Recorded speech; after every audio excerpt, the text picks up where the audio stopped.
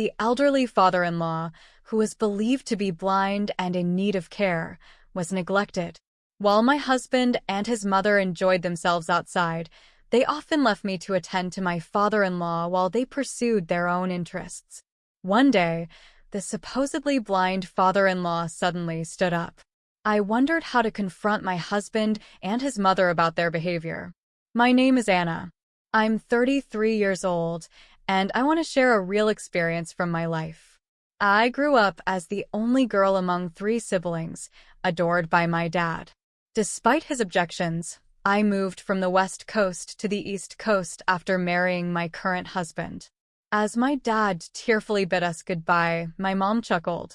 Dad disapproved of the marriage due to the prospect of living with my in-laws and the responsibility of caring for my father-in-law. Mom always urged me to follow my heart, but Dad never held my mother-in-law or husband in high regard. Despite initial kindness from my husband, things have changed drastically. The power dynamics in the house now favor my mother-in-law and husband over my father-in-law. He was diagnosed as blind a few years ago and mostly stays at home. Initially, there were several caregivers, but after I married into the family, my mother-in-law and husband dismissed them all without consulting me, claiming it was too expensive. My father-in-law wished to keep at least one familiar male caregiver, but my husband reluctantly agreed to retain the same caregiver who had been with the family even before his blindness. I am responsible for mornings, evenings, and a full day each week when the caregiver is absent, despite working remotely full-time for a company. My husband and his mother have begun treating me as a substitute caregiver. When I voiced my concerns, they retorted, questioning why they allowed someone with my caregiving background to marry into the family if I didn't want to manage their burdens. Ironically, they refer to my father-in-law as baggage, despite his wealth covering most of their expenses. My mother-in-law's treatment of him is appalling. My husband once remarked callously that if only his father passed away sooner, they would inherit sooner. Despite wanting to divorce my husband, I couldn't bear the thought of my father-in-law being mistreated while I was away. I often felt sorry for him, especially on their days off, when my mother-in-law and husband would leave me to care for him while they enjoyed themselves, indulging in careless shopping. Originally, my father-in-law was a significant landowner with several properties that generated a steady passive income, managed by professionals. I only handled the payments, but my mother-in-law and husband would siphon off money from the bank account for their own use. When I confronted my father-in-law about this misuse, he sadly admitted, "I see that my wife and son only view me as a cash cow. I apologize for burdening you with my care." I reassured him, "Don't apologize. Using my caregiver's license is what I'm here for. My work is home-based, so helping you isn't a problem." Taking care of my father-in-law wasn't burdensome, but my frustration grew towards my mother-in-law and husband, who neither did housework nor held jobs, yet acted superior. My resentment towards this do-nothing duo intensified. Then one day, my mother-in-law and husband announced they were going to the Caribbean for 2 to 3 weeks. "Don't do anything unnecessary, just focus on your caregiving," they instructed casually. They packed their bags happily and excitedly a week in advance. Once they left, I finally had a moment to relax. To my surprise, my father-in-law started changing into a suit on his own. I was taken aback and stared in shock. "Come on, dear, let's go," he said, standing before me in his suit. It was clear from his eyes that he wasn't blind. "Father-in-law, can you see?" I asked, surprised. "Not perfectly. Blindness can't be cured completely," he replied, handing me a business card indicating where he wanted to go. 3 weeks later, my husband and mother-in-law returned, relaxed from their trip. Fun times always end too soon. "We're back to reality," my husband remarked with a sigh. "In the blink of an eye. Do we have to face this gloomy face again?" "Next time, let's go to the Maldives," my mother-in-law added. Within 10 minutes of their return, the doorbell rang. I answered through the monitor and found two men in suits standing there. I recognized one of them. As my mother-in-law and husband looked puzzled, I said, "Oh, it's Jack's lawyer. What brings you here?"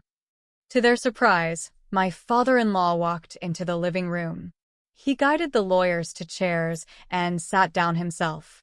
"Did he just walk and sit down by himself?" my mother-in-law muttered.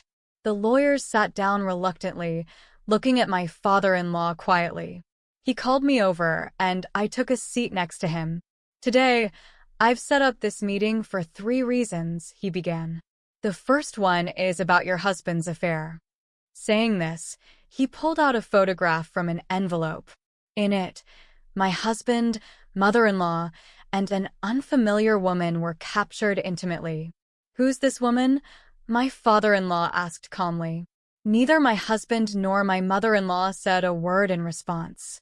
My father-in-law continued to reveal more photos from the envelope, several showing my husband with his arm around the woman, clearly enjoying her company, and others of them entering a hotel at different times and places. "I've known about your husband's infidelity since he married you," my father-in-law stated. "He didn't just go to the Caribbean with the two of you. He was with her too." With all the evidence laid out, there was no denying it. "Why? How did you?" my husband stammered, clearly caught off guard. It seemed he believed he had gotten away with it. I whispered to myself, realizing the extent of the betrayal. Amid the whirlwind of work, household chores, and caregiving, I hadn't noticed the signs. I simply assumed my husband and his mom were enjoying outings together. "Do you have anything to say to her?" I finally confronted my husband, breaking the tension that had hung in the air. Awkwardly glancing at me, he sighed. "Well, if we've been found out, so be it. Yes, you're just a caregiver to him now. He has a new partner, a so-called common-law wife," my mother-in-law chimed in, laughing. "Is this true?" Even when directly confronted, my husband could only mumble in response. He made no attempt to explain. "We've rented a place for just the two of them while they enjoy their time. I'm left alone in a hotel. Do you think she makes a better wife for my son than you, who can't even spend time with him?" my mother-in-law continued, adding that this had been going on for over a year. "If you wanted to do such a thing, you should have divorced me," I said, my voice trembling with emotion. "Oh, I did consider letting him divorce you," my mother-in-law replied casually, "but she doesn't want to take care of Jack. So, what can we do? In another couple of years, we can just put Jack in a facility." Her words hit me like a tidal wave. Shock and disbelief washed over me. "Well, that's how it is," she concluded. "I'm fine with you divorcing right now. But since you'd be abandoning caregiving, don't expect any compensation in the divorce settlement." My sorrow quickly turned to anger. Enough is enough. You can't just play with her life like it's a game. My father-in-law, suddenly filled with energy, jumped up and yelled at the two of them. My husband and mother-in-law were taken aback. "But you've been hiding something too," my father-in-law continued, his voice sharp. "You can actually see, can't you? Otherwise, how could you walk around your room and sit down by yourself?" Mother-in-law quickly retorted, "That's right. You lied to us." Desperately trying to deflect, my husband said, "It's not a lie.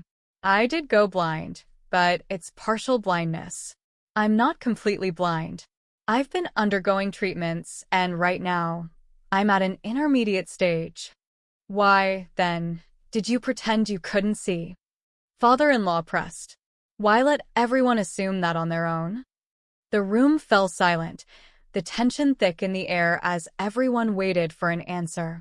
When I woke up one morning with bad eyesight, I went to the hospital with a caregiver and returned in a wheelchair. It was then that I saw all of you jumping to conclusions, making funny faces in front of me, thinking I couldn't see you. If you knew we misunderstood, why didn't you tell us? "That's not fair," I said firmly. The caregiver tried to intervene, but I stopped her. I wanted to see how things played out. After all, it seemed like both of you were pleased about my blindness.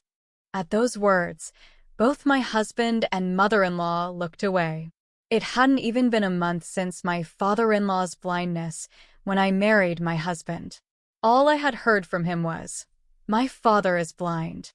I, too, had assumed he was completely blind. Another thing regarding divorce, my father-in-law continued calmly.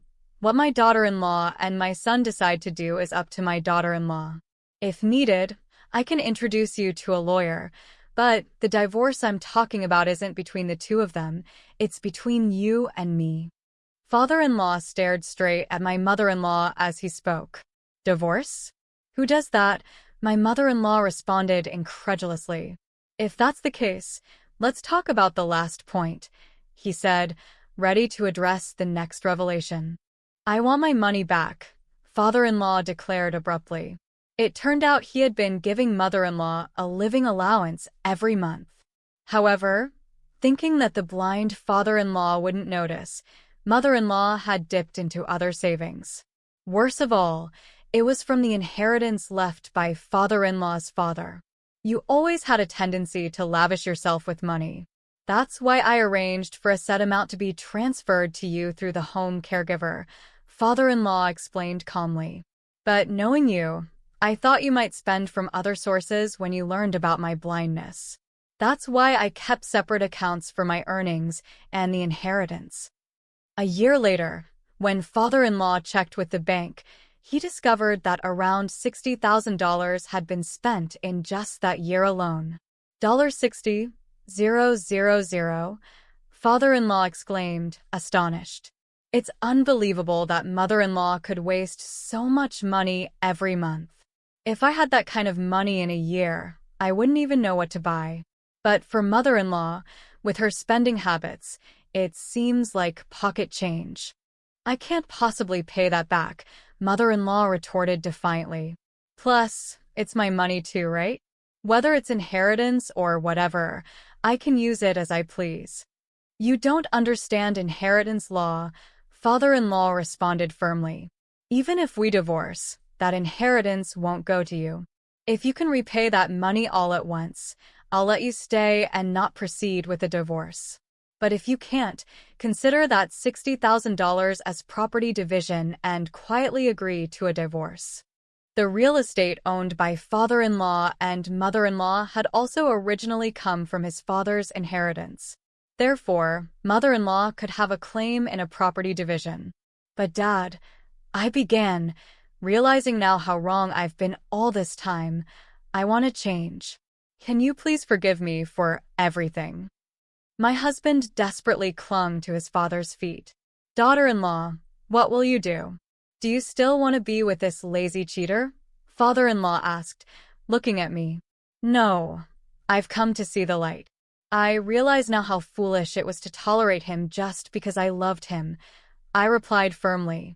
"Can you recommend a lawyer? I'll be seeking compensation in the divorce proceedings and will be divorcing him." I had lost all feelings for my husband and decided to demand compensation in the divorce proceedings. Simultaneously, a meticulous lawyer handed me a divorce application, which I signed on the spot. "Wait a second. I don't have the money to pay any compensation," my husband protested. "You can start a part-time job or find another way to pay it back," father-in-law suggested. "I'll let you stay in this house for a while because of our son, not because you're my son. But I'll keep an eye on you." With tears in his eyes, my husband apologized to me and signed both the divorce application and the compensation agreement. Father-in-law then surprised me further. "I also want to give you a portion of my assets as a token of my gratitude and apology." "I'd rather give it to you than to my son," father-in-law declared solemnly. He handed me a copy of his will. "What is this?" I asked, bewildered. "The original is with the lawyer," he replied. "I can't give it to you now," father-in-law explained. "When I pass away, the lawyer will contact you. At that time, I want you to accept my assets." The will stated that a portion of father-in-law's property and bank deposits would be inherited by me.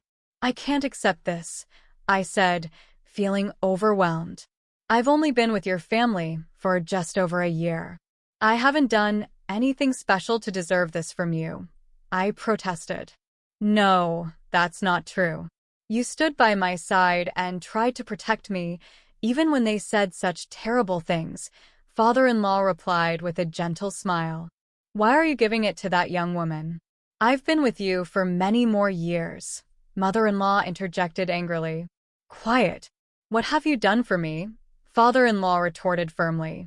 From the moment we got married, you left all the household chores to the help. Weren't you the same with raising our son? It was me and the maids who looked after him when he was young. I know about your affairs and that you spent money on your lovers. It's shameful what you and your son have done. Even my husband looked surprised at father-in-law's words. Wait, Mom said it was Dad who had the affair and that she raised me all by herself. What's going on? I asked, noticing mother-in-law's nervous demeanor and her evasive gaze. Do you believe Jack over me? Mother-in-law shot back, but it was clear to everyone that she was lying. My husband was taken aback, but the truth was now out. Between father-in-law and mother-in-law, the revelation of my husband's affair left no sympathy for him, especially considering mother-in-law's own infidelity. As the conversation neared its end, mother-in-law was forced to sign the divorce papers and pack her bags. She left the house without any resistance, and father-in-law and mother-in-law officially divorced that day. Regarding the compensation for my husband's divorce proceedings, father-in-law paid it off in a lump sum, believing it would be better for me. My husband agreed to repay father-in-law. I packed my things to return to my parents' home, arranging for them to be shipped from our large house, courtesy of father-in-law. My husband lived on the second floor, confined to certain areas to avoid crossing paths with me. For a whole month, I managed to keep my distance from him. Everything was settled on moving day when the intercom rang. To my surprise, my parents' faces appeared on the screen. Hurrying to the front door, I found my father already in tears and my mother smiling brightly. It turned out father-in-law had generously covered the travel expenses and arranged everything. Although I had only informed my parents about my divorce, they already knew about the challenging year I had faced. Apparently, father had received a call from father-in-law about 6 months after my wedding. Father-in-law had been honest about the situation, saying, I'll take responsibility and straighten him out. I'd like you to wait a little longer before coming to get her.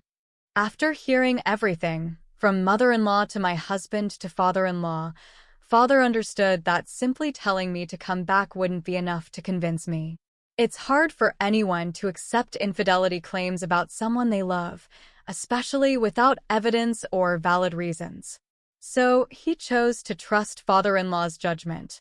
2 years have passed since then, and it seems my husband has been gradually repaying father-in-law. Fortunately, my job, which has always been fully remote, allowed me to live anywhere. I still occasionally keep in touch with my father-in-law, and my work is going well. Although I once worried that I might grow disillusioned with love, that's not the case. I have found happiness again with a new boyfriend and am enjoying a relaxed and contented life.